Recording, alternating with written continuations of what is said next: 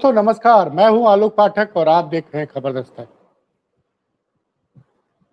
एक तरफ योगी आदित्यनाथ ने आज अपना 100 करोड़ का हेलीकॉप्टर छोड़ दिया और अपने दोनों मुख्यमंत्रियों के साथ 2 किलोमीटर तक पदयात्रा की। कुछ मीडिया रिपोर्ट्स में विपक्ष का यह दावा है कि ये जन आक्रोश रैली निकाली थी आज योगी आदित्यनाथ के नेतृत्व में। पंकज चौधरी थे, दोनों मुख्यमंत्री थे और कुछ सोशल मीडिया पे कुछ रिपोर्ट्स ऐसी आई हैं कि जो लोग रैली में आई थी महिलाएं, उनको पता ही नहीं था कि रैली किसने की गई। एक रेडिंग चैनल का वीडियो वायरल भी है, जिसको सपा प्रवक्ता मनोज यादव ने शेयर किया। और आज अखिलेश यादव के नेतृत्व में बहुत से विपक्षी नेताओं ने अपनी पार्टी को छोड़कर अखिलेश यादव का नेतृत्व स्वीकार किया। उसमें बसपा से कई महत्वपूर्ण लोग आए। आरएलडी के एक विजय श्रीवास्तव ने भी आज ज्वाइन किया, जो बहुत पुराने नेता थे, चरण सिंह के जमाने के साथ थे। और एक पंडित जी थे जो हरदोई में विधानसभा का चुनाव लड़ चुके थे, अखिलेश पाठक संभवतः उनका नाम। तो तमाम लोगों ने आज समाजवादी पार्टी ज्वाइन की। अखिलेश यादव ने आज तंज कसा कि ये लोग अभी से विपक्ष में रहने की तैयारी कर रहे हैं। और ये बड़ा मतलब वास्तव में एक बड़ा जो कुछ भी हुआ लखनऊ में कि जन आक्रोश रैली 2 किलोमीटर तक, योगी आदित्यनाथ धूप में पैदल चल रहे हैं, साथ में दोनों मुख्यमंत्री। ये लोग हमेशा दिन भर, योगी जी तो 100 करोड़ के हेलीकॉप्टर मोड़ते हैं और वो लोग भी दोनों राजकीय विमान में हमेशा सिर्फ हवाई दौरे करते हैं। तो महिलाओं को सब कुछ जो भी हो रहा है, महिलाओं को सम्मान अधिकार देने की बात भारतीय जनता पार्टी कह रही है कि भाई समाजवादी पार्टी और कांग्रेस महिलाओं की विरोधी है। और इस मामले में तो सपा के माफ कीजिए भाजपा के प्रदेश अध्यक्ष तो आगे तक चले गए। उन्होंने कहा कि 20% महिलाओं को खुश करने के लिए 80%, 20% नकाब वाली महिलाओं को खुश करने के लिए समाजवादी पार्टी कांग्रेस ने मिलकर 80% महिलाओं के हक का समर्थन नहीं किया। खैर, उधर अखिलेश यादव की वो उनका पूरा फोकस क्लियर है। वो पूरी तरह से फोकस है कि किस तरह से 2027 में पीडीए सरकार बनानी है। और इसी दिशा में आज उन्होंने एक बड़ा स्टेप उठाया, चौंका दिया, प्रेस कॉन्फ्रेंस में चौंका दिया। सीमा राजभर, जी हाँ आपने सही सुना, सीमा राजभर को आज उन्होंने उत्तर प्रदेश महिला मोर्चा का महिला मोर्चा का राष्ट्रीय अध्यक्ष बना दिया समाजवादी पार्टी का। अब से कुछ दिन पहले उन्होंने चौंकाया था फूलन देवी की बड़ी बहन रुक्मणी देवी निषाद को महिला मोर्चा का प्रदेश अध्यक्ष बनाया था, और आज चौंकाया है सीमा राजभर को महिला सभा का राष्ट्रीय अध्यक्ष बनाया। सीमा राजभर बागी बलिया की रहने वाली है और इन्होंने अपनी राजनीति की शुरुआत ओम प्रकाश राजभर की पार्टी से की। बड़ी जमीनी महिला है और जमीन पर जबरदस्त संघर्ष करती हैं। बाद में उन्होंने राजभर जी का साथ छोड़ दिया। जब वो सपा गठबंधन से टूट के एनडीए में चले गए तो सीमा राजभर सपा के साथ जुड़ गए।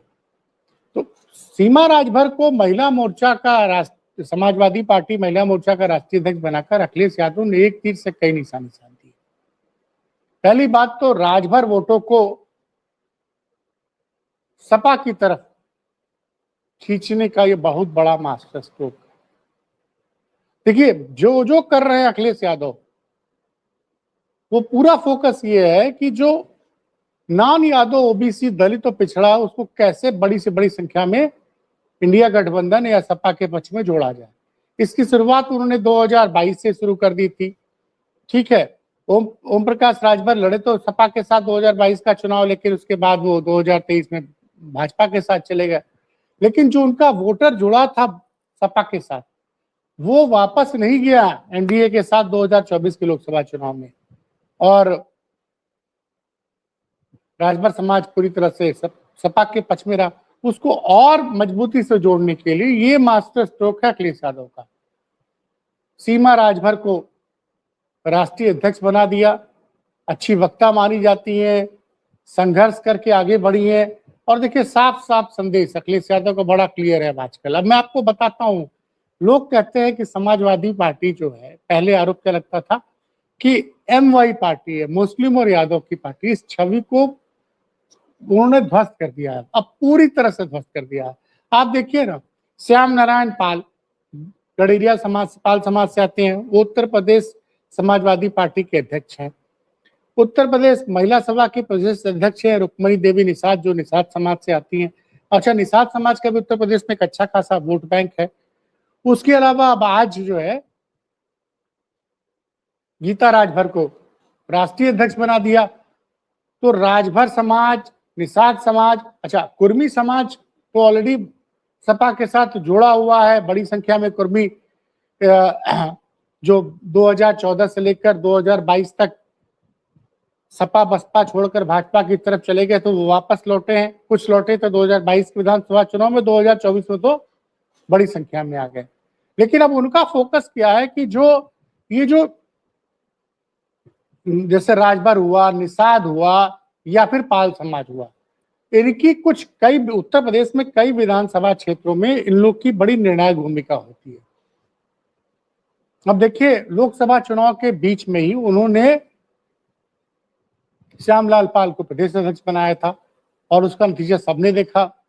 अब निषाद समाज को भी लगातार जोड़ रहे हैं। निषाद समाज के 2 सांसद हैं, राजभर समाज का 1 सांसद है, 2 विधायक हैं, मजबूत विधायक हैं। राम अचल राजभर अम्बेडकर नगर से हैं। और ये जो अब क्या हुआ कि ओम प्रकाश राजभर के लिए आज बड़ी चुनौती खड़ी कर दी है, क्योंकि ओम प्रकाश राजभर जिस सीट से आते हैं, जहुराबाद, वो सीट का कुछ हिस्सा जो है गाजीपुर पड़ता, कुछ बलिया पड़ता। बड़ी संख्या में राजभर आबादी है। अच्छा, और ओबीसी समाज की महिला को महिला सभा का राष्ट्रीय अध्यक्ष बनाकर उन्होंने एक संदेश दे दिया। एक तो अखिलेश यादव ने जो परिसीमन के नाम पर, परिसीमन काम नाम था विधेयक का परिसीमन, और बात कर रहे थे, तो महिला ये जो परिसीमन बिल का विरोध इसलिए किया, और लोकसभा की सीटें बढ़ रही थी 543 से 850, और उसमें कहा जा रहा था कि महिलाओं को 273 सीटों पर आरक्षण दिया जाएगा।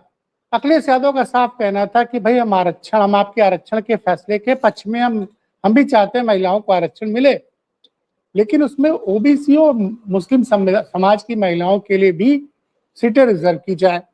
अभी तक क्या है कि लोकसभा के चुनाव जब होते हैं तो लोकसभा और विधानसभा जहां पे जनता द्वारा चुनकर विधायक और सांसद आते, उसमें 22% सीटें रिजर्व होती है SC ST के लिए। ओबीसी के लिए कोई आरक्षण नहीं है, न मुस्लिम समाज के लिए है। अच्छा, ओबीसी के लिए जब आरक्षण हो जाएगा महिलाओं के लिए और मुस्लिमों के लिए, तो एक बड़ी आबादी को आरक्षण का लाभ मिलेगा। इसी बिंदु को बड़ा स्पष्ट कहा कि अगर आपने महिलाओं को आरक्षण देना, हम उसके पक्षधर हैं। 273 सीटों पे आप आरक्षण दीजिए, लेकिन ये बताइए कि इसमें ओबीसी वर्ग की महिलाओं के लिए कितनी सीटें आरक्षित रहेंगी, मुस्लिम वर्ग की महिलाओं के लिए कितनी सीटें आरक्षित रहेंगी। अगर आप ये नहीं करेंगे तो हम आपके बिल का समर्थन नहीं करेंगे। और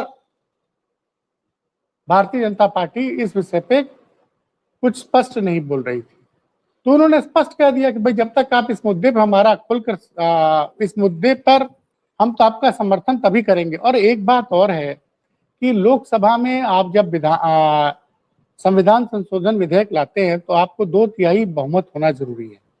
भाजपा गठबंधन के पास वो 2/3 बहुमत नहीं है।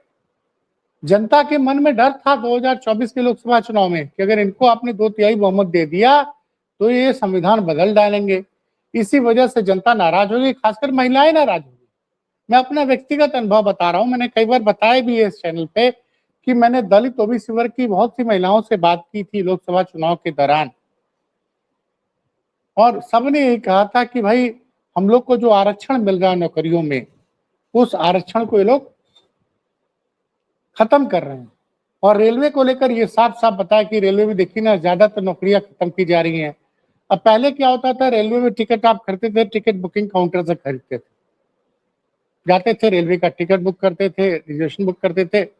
रिजर्वेशन लोग ऑनलाइन कराने लगे थे, लेकिन टिकट आप खिड़की से ही खरीदते थे। अब क्या, उसकी जगह ऑटोमेटिक वेंडिंग मशीन लगा दी गई है, और ऑटोमेटिक वेंडिंग मशीन में आप जाइए और पैसा दीजिए। तो जो ये जो टिकट बुकिंग क्लर्क थी, इनकी नौकरी लगभग अब काफी हद तक ये पद खत्म किए जा रहे हैं। अच्छा, बाकी जो और रेलवे में तमाम पद हुआ करते थे क्लास 3 और क्लास 4 में, सबको आउटसोर्स किया जा रहा है। तो वो महिलाओं का डर था कि भैया ये तो सरकार अगर 400 सीट पा गई भाजपा, जैसा कि अयोध्या के तत्कालीन सांसद लल्लू सिंह ने 22 अप्रैल 2024 को कहा था कि हमें 400 सीटें इसलिए चाहिए कि हमको संविधान में संशोधन करना है, संविधान बदलना है।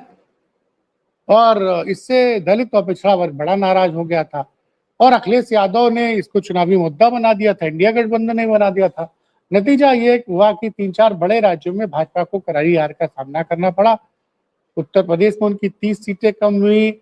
उसके अलावा महाराष्ट्र में भी उनको अच्छी खासी सीटों का नुकसान उठाना पड़ा। राजस्थान में 11 सीट हार गए, हरियाणा में 5 हार गए, बिहार में भी उनको 9 सीटों का नुकसान हुआ। तो पूरे हिंदी भाषी क्षेत्र में भाजपा को लंबा नुकसान हुआ, जिसकी वजह से ना भाजपा को तो पूर्ण बहुमत मिला ही नहीं, एनडीए सिर्फ 296 का आंकड़ा ले पाई।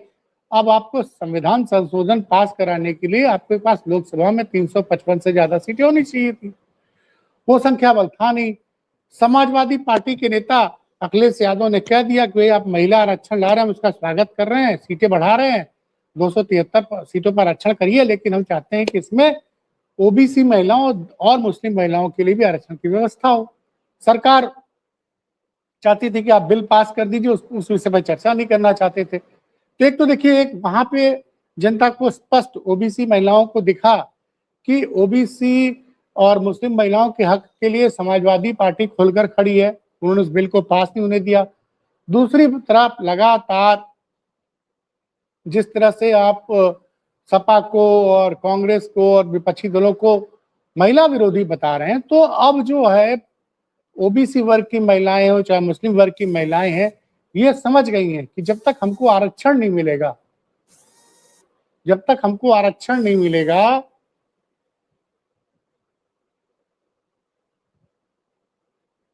संसद के चुनाव में, तब तक हमारे हक की रक्षा नहीं हो पाएगी। और उसके बाद अखिलेश यादव ने आज गीता राजभर को महिला सभा का राष्ट्रीय अध्यक्ष बनाकर ओबीसी समाज को एक बड़ा संदेश दे दिया है। और आने वाले दिनों में ओम प्रकाश राजभर को, उनको लोकसभा चुनाव में तो उनका काफी नुकसान हुआ था, मतलब उनका बेटा खुद चुनाव हार गया और अभी तो कहने को 6 विधायक हैं राजभर जी के पास, चूंकि पिछली बार सपा के साथ गठबंधन करके चुनाव लड़े थे, लेकिन 6 में से खुद ओम प्रकाश राजभर को अब जहूराबाद से अपनी सीट बचाना मुश्किल लग रहा है, इसीलिए खुद भी वो आजमगढ़ से लड़ना चाह रहे हैं। खैर, चुनाव में भी बहुत समय बाकी है। और तो ये थी बड़ी खबर। मिलते हैं फिर किसी बड़ी खबर के साथ, तब तक के लिए मुझे इजाजत दीजिए। नमस्कार।